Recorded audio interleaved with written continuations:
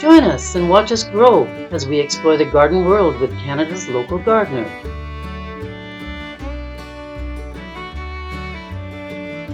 Here at our farm greenhouse with our friend.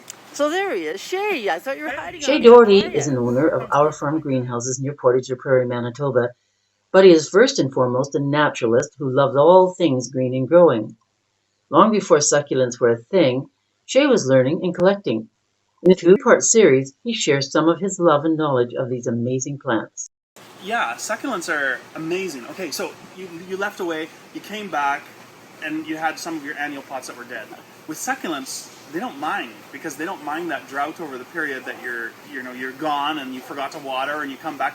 They're thriving. So that's what makes succulents unique and exciting about that at that same time. And when you look at them, how can you not like them? Like, well, just look at the variety and coloration. I know, they're like little people.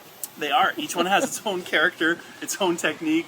Some like a little more shade. Like a lot of people think that an aloe vera, because it's a succulent, wants full sun. That one doesn't. It wants to be a little bit more in the shade in the heat of the day. But you also design with them. I mean, look at these. Oh, yeah. You make little vignettes and, well, you got a little house over. You used to do picture frames. Yeah, we used to do picture frames. It's literally a living wall of different colors of plants, which creates a spectacular view. It's eye candy. Yeah, eye candy. That's the only way but it's, I mean, that's what the garden's all about. This is a very interesting plant. What is this? This petal leaf type plant. So this is a silver jade tree in the Chrysala family. It's got that bonsai form trunk on it. So as it gets older, it gets a massive, huge, beautiful trunk. Oh. But it has that beautiful silver leaf with the red edge on it. So it's thus called silver dollar jade. This guy can get up to 4 to 5 feet tall. Over time, it doesn't do it right away, but over time it will do it. Yeah. So, and that just creates a beautiful bonsai. I've had one of these now for 10 years, so they live a long time. Oh, fantastic. Inside, you're going to water a succulent every 2 to 3 weeks maximum. That's it. Some require highlight, some require low light. So when you go to the succulent shop, make sure you ask the person if you're unsure. So this one does want half-day sun. So it is one direct of those sun or sort of like indirect sun? It does like that direct sun for at least 5 hours. Okay, yeah, all right, jade good. trees do like that. Here's another one that's kind of interesting to me, the one in the middle. So that is key lime pie. It will get a red in the fall when we get some real good heat. On the edging here, it'll get some red. But if you notice, its leaves are just ruffled. Yeah, that's so interesting. And is that related to this jade, or is that it something is not. different? It's its own family. It's an Adromycus. So it's its own species on its own. In our collection, we have 12 Adromycuses. They're just amazing. Like, each species has its own characteristics in the succulent itself. This is something people are fairly familiar with, but they see these all the time, but they may not know the name of it. Anomium Sunrise is what this one is called. Okay. It's a perfectly round shape, as you can tell. Yeah. And then it grows from the rosette or bulb in the center, giving the coloration.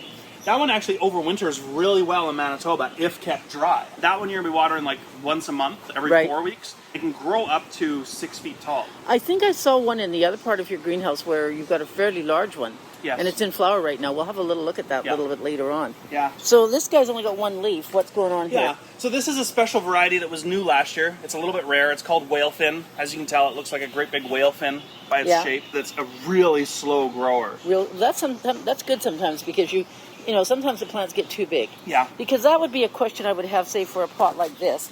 So, are some of these plants going to get pretty big? Some of them will. Of course, like the sedum here in the center. Yeah. Always do a creation with the knowledge that you're going to be doing some trimming and leaf debudding and that, right? So the sedum, you're always going to be taking some off. Same with this string of rubies here, right? So over time, you're going to want to do a little bit of pinching. That'll only encourage new growth to come down and keep this style for you anyways. What's this interesting looking creature here, like a little tree? Yeah, so that is a Sanikio. Its common name is candlesticks. Over winter time, it loses its leaves, which just has that stick coming up, which looks like a candle, right? Right, okay. So it's more a tall grower. How tall will it get? 24 inches. That's the nice thing about succulents, is they are such a slow grower that trimming and keeping them into that. So succulents really are bonsai-type plants. Yeah, so you can easily cut them back. You got this little guy hidden here in the corner. Snowball cactus. That is so pretty. And this guy here on the top, the variegated, its common name is elephant bush. Because in Africa, where it originates, the elephants will eat up to 2 tons of this plant a day. Really? This one? Like, it's incredible. It's fully edible. As humans, we can eat it as well. It tastes like purslane or portulaca.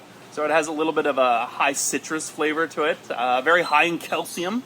So throwing it into your salads is awesome. This is Lithops, right? Yes, it is. It's a type of Okay, Lithops. this is a fantastic plant. Tell people about this.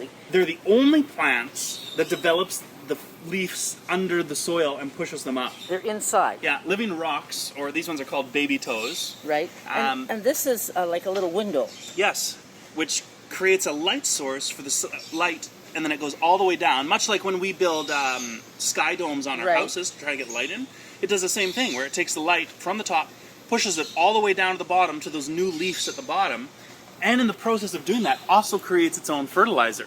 Does it? So the new leaf doesn't actually need fertilizer. Like, it's not taking fertilizer up from the roots, it's creating its own, pushing it down to the By leaves. through photosynthesis. Yes, like it's just an amazing plant. You know what? If we ever had to go underground, we better have a bunch of lithops. with us.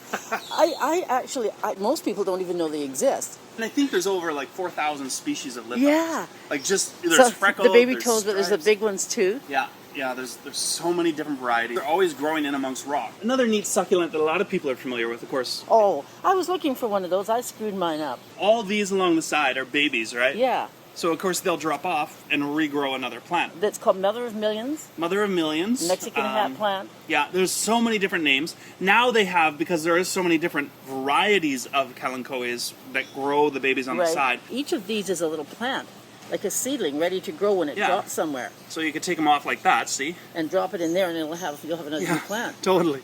I might have to buy that pot.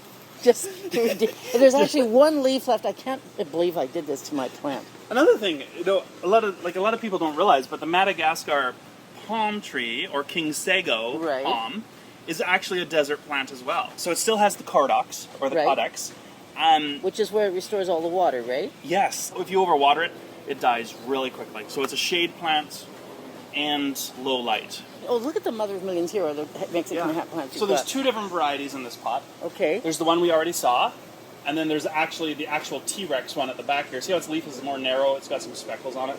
Oh, that's interesting too. So that one is the actual, this is the T-Rex, and this one is the Mother of Millions. Two different species of the Kalanchoe that drop the babies. Right. Oh, they're so fantastic.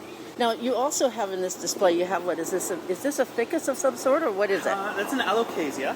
They do like it moist and indirect light in the heat of the day. Otherwise, they like that full sun. So most people actually are buying them as houseplants. The only thing is make sure you have room. Yeah, because they get big. Like well, that's not little. Yeah, these guys are small, and like that center one is already coming up to 4 feet. There's just so much to see here at our farm greenhouse, and so much to learn from Shea Doherty, who, I mean, how many of these little succulents do you have, Shea? When we open in the springtime, we have 500 types. 500 different types that you have for sale. Yeah, and right now we're probably down to about 300 types. So, wow. But that's still a lot. That's still a lot, that's for sure. We'll be back in a minute. Thank you for watching, and thank you to the Government of Canada for their support in producing Canada's local gardener.